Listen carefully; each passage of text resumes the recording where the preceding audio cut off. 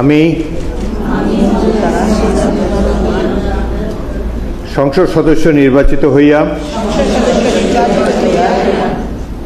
সশ্রদ্ধ চিত্তে শপথ বা দৃঢ়ভাবে ঘোষণা করিতেছি যে আমি যে কর্তব্যভার গ্রহণ করিতে যাইতেছি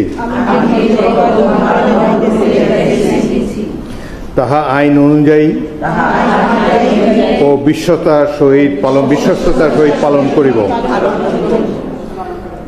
আমি বাংলাদেশের প্রতি অকৃত্রিম বিশ্বাস ও আনুগত্য পোষণ করিব এবং সংসদ সদস্য রূপে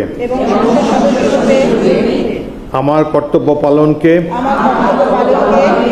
ব্যক্তিগত স্বার্থের দ্বারা প্রভাবিত হইতে দিব না।